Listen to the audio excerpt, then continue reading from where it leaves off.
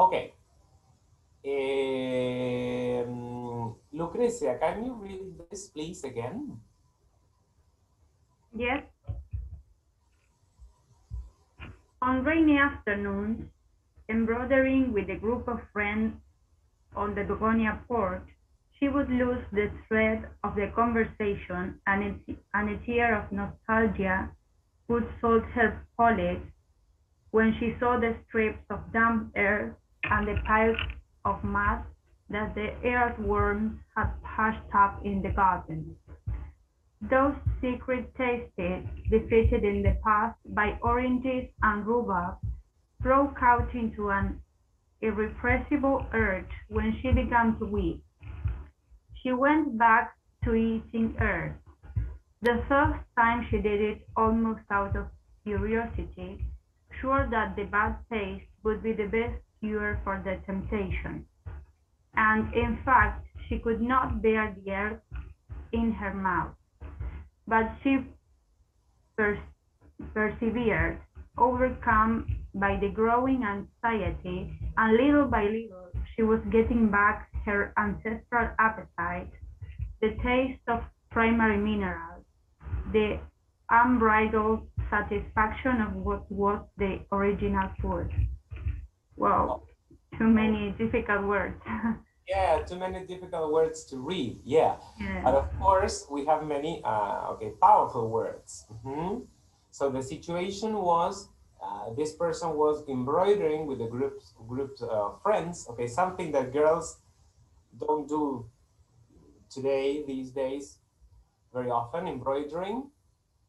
And all of a sudden she was assaulted by this. She would lose the thread of the conversation, and nostalgia would attack her again, like would sold her palate when she saw the strips of damp earth and the piles of mud that the earthworms had pushed up in the garden. Okay, so she was like, again she felt the temptation to irrepressible urge to go and eat earth. Okay, so this is the mental disorder. And then we have some more information that the first time was out of curiosity. And then she said, okay, well, the bad taste will make me hate it. She couldn't, but then she persevered. Like, I mean, she continued doing the same thing. Okay. And of course, this was in a state of anxiety. And she was getting back to her ancestral appetite because who, have you heard of people eating earth? Okay. Have you ever heard of people eating earth? Who normally does that? Children. Children. Yes. Children. Yeah, children usually do it, okay? Not because they like it, they are just tasting things, okay? But probably there's an adult telling him or her, no, this is not okay. So we have like the law there, the rule telling that baby that he or she is not supposed to do that. But when this happens to an adult or to an adolescent, okay, this is the problem, okay? Okay, do you know the name of this disorder? Have you checked it? Has anyone heard about this? It exists in Spanish as well. The name of this disorder is pica. Okay, it's Pica. Okay, and in this case, it is earth. But people suffering from pica can eat anything that is not edible. For example, buttons, pen tabs, las capuchones, little, I don't know, the cap of a bottle. Let's say you buy a Coke and you, Sardine. yeah, Could be Alzheimer or something like that. Alzheimer. Yes, or kind of dementia. It is a mental disorder, but Alzheimer it has more to do with the neurological, let's say, Okay. function. Okay, and this has more to do with like a habit that is unhealthy and that it is kind of it's like compulsive, let's say, behavior. Yeah. It has nothing to do with the neurological Mhm. system. Yeah, Alzheimer is more like a disease that I mean is gradually affecting people, but in this case, it's like I mean it is more of a, let's say, psychological problem. Yeah, Sorry, Martin. Here I googled it, yeah. and it says geophagia or geophagia, something like that. That's the more technical word. Yeah, yeah, because pica applies to many different things that people can eat. Okay, pica has to do with eating anything that is not to be eaten. Okay, like I don't know, and that's perhaps the one that you mentioned is the, let's say, the more specific term for this. Can you repeat it, Sophia? Yes, it's geophagia or geophagia with ph. Geo, ph, phagia, I think. Phagia has to do with everything, anything that you eat. Mm-hmm. Okay, phagia, that would be the name in Yes, Spanish. that one. Phagia has to do with something that you want to swallow, to eat. Okay, well, this is a very interesting description of something that is unpleasant, at least to see. Uh, this has never happened to me, but if I saw someone doing that, it would be kind of repulsive for me. Okay, good. Let's continue with another work of literature. Who can read this? Male, are you there? Malena? Yes, yes, I'm here. Yes. Can you read this poem by, these two stanzas of the poem by Robert Frost? Okay. My little horse must, my little horse must think it queer. I stop without a farmhouse near, between my woods and frozen lake, the darkest evening of the year. He gives his harness, Mm-hmm.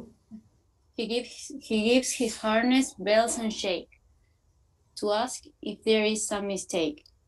The only other sounds the sweep Mm-hmm. of easy wind and downy flake. Down Lake. Okay, very good. Okay,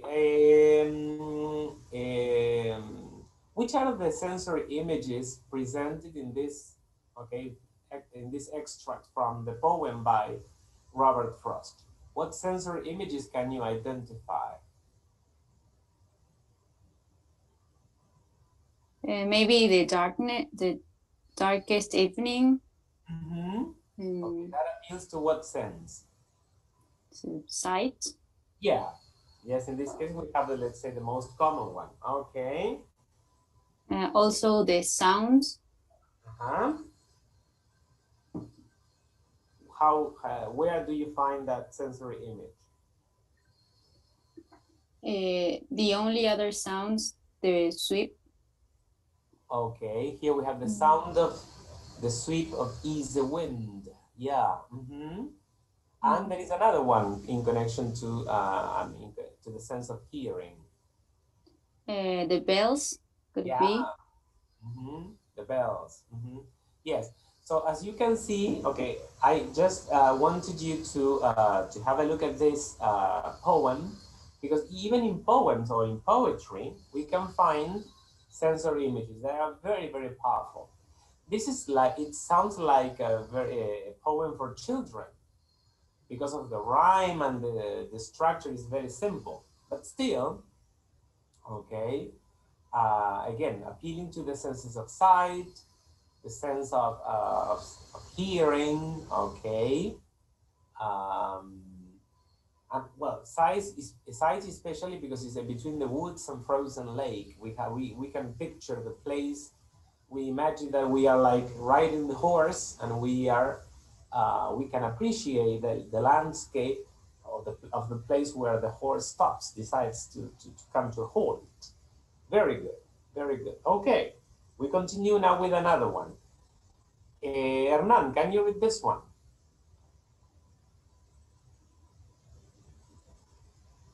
Okay. It's Um, like I'm not giving you any other. Okay, Hernan, thank you for being so kind. Okay. Stop. Outside, even through the shut window pane, the world looked cold. Down in the street, little eddies of wind were whirling dust and torn paper into spirals. And though the sun was shining and the sky a harsh blue, there seemed to be no color in anything, except the posters that were plastered everywhere. The black, mustachioed face gazed down from every commanding Mhm. corner. There was one on the house front immediately opposite. Big Brother is watching you, the caption said, while the dark eyes looked deep into the Winston own. Down at street level, another poster, torn at one corner, flapped fitfully in the wind, alternately covering and uncovering the single word in sock. Um, in the far distance, a helicopter skimmed down between their roofs, hovered for an instant like a blue bottle, and darted away again with a curving flight. Okay, thank you, Hernan. Okay, this is an extract from the novel 1984 by George Orwell, okay? And apparently the reality show Big Brother, okay, adopted the name from, or was inspired by this novel, okay? But here, Big Brother was not a reality show in this novel. Okay, have you read this novel by George Orwell? Has anyone read it? No? Have you heard of it at least? What it is about? What the story is about? No idea. Okay. It's a recommendation. If you want to read an interesting book, go and get this one. Okay. It has to do with a central government controlling the lives of the citizens. Okay, through let's say through cameras. That's why the reality show found inspiration in this novel because the government had cameras everywhere in the city and they were patrolling the city all the time looking for people that were let's say breaking rules. Okay, so everyone was under control. That's the idea. This is just an extract, of course. Okay, Hernan, what sensory images can you identify in this very short extract?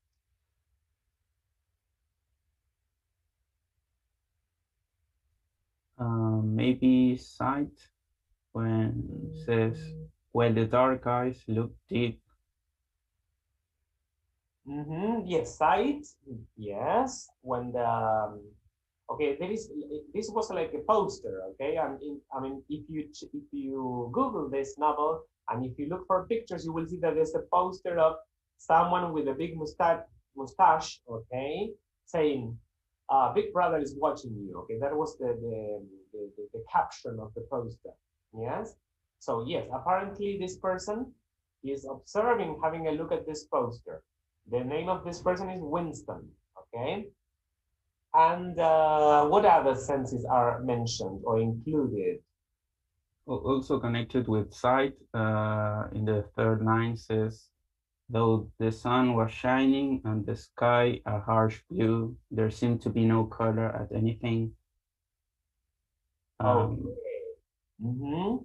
So the sun was shining and the sky was a harsh blue at that time, but the rest of the place had no color in anything, or there was no color in anything. That's a very powerful description, like the city or the town was colorless or boring or dull or whatever, except for the poster. Okay, thank you, Um, Hernan. Or could you identify any other sense, Hernan? Sorry, because I thought you were going to say something else. Maybe connected with touch in the first line, the word look cold or Okay, look cold. Yes. something that you can observe and something that you can feel. Okay. And up to that. Okay. Let's see, Sophia, Ek, what else can you, any other senses? Yeah, I was thinking at the end, and it says in the far distance, and the helicopters came down. It doesn't say that he hears or she hears the helicopter, but I imagined the sound. Yes, you're right. I agree with you, okay? The sense of hearing is not mentioned directly, but when we think of a helicopter, we immediately associate the picture with the sound of the helicopter, okay? Hovering, okay? Well, hover is like moving, I mean, staying, remaining, let's say in the same position, like a hummingbird, okay? But of course, the helicopter is okay, is on. I mean, is moving, or I mean, hovering, remaining in the same position, but we can hear the sound of the machine. Okay, that's right. Very good. And probably all that area is like the air is moving. Okay, pretty quickly because of the helicopter. You know what a blue bottle is? I'm sure you have seen blue bottles. Blue bottles are flies, okay, insects. They are big flies, and they have a dark blue color that is very shiny, okay, and they are disgusting.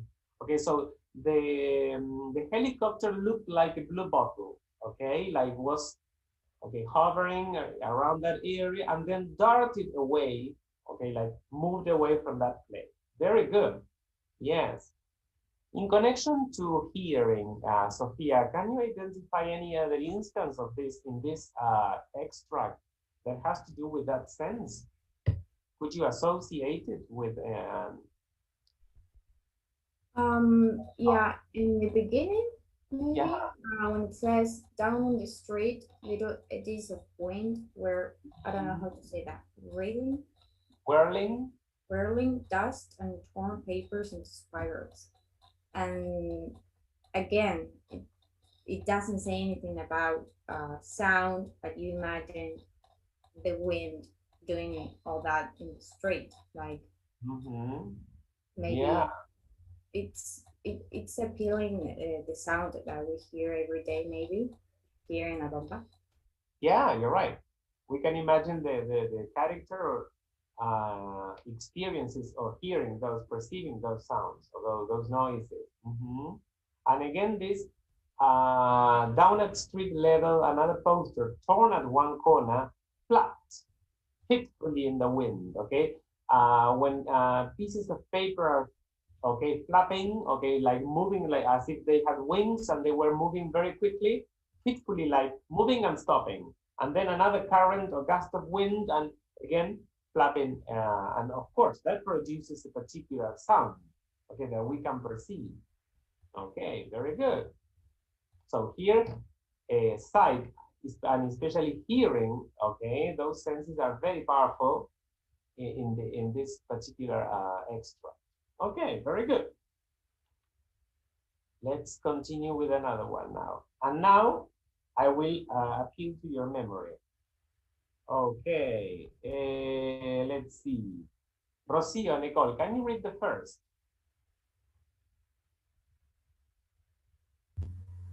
Yes. She had gone into Cabby's, as the store was known in the neighborhood, just before closing.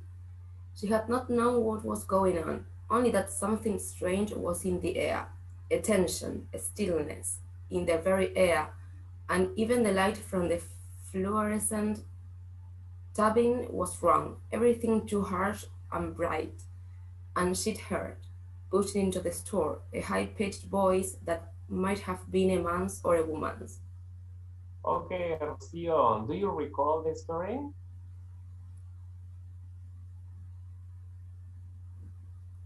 Does Um, anyone does anyone recall the story? from last year from language 3?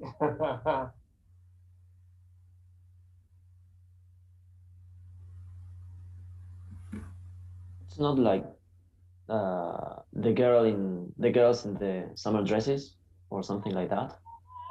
It is not a I girl, think it's a it's woman. the Oh, bystander, isn't it? Yes, the bystander, Ah, exactly. Okay. Yeah, okay. I've just chosen this little this short extract. Yes, she is Mrs. Ingram. Okay. Before getting into the store where she witnessed the robbery. Okay. And pay attention to this, that something strange was in the air, a tension, a stillness in the very air, and even the light from the fluorescent tubing was wrong. So here we have a connection between what she could perceive, what she could sense, and what's going to happen next. Mhm. Everything too harsh and bright. I don't know why there's a capital letter here in her, it should be a small type. And then pushing into the store, a high-pitched voice. This was the voice of the criminal. And I decided to stop it there. But when we are reading a story, we sometimes overlook these instances of where senses are included in a very powerful way. Okay, very good. Let's continue. Kiara, can you read the next one, please? Yes. Seemed to me a phone was an impersonal instrument. If it felt like it let your personality go through its wires. If it didn't want to, it just drained your personality away until what slipped through at the other end was some cold fish of a voice all steel, copper, plastic, no warmth, no reality. Okay, Kiara, what story is this one? It's the murderer. Murderer.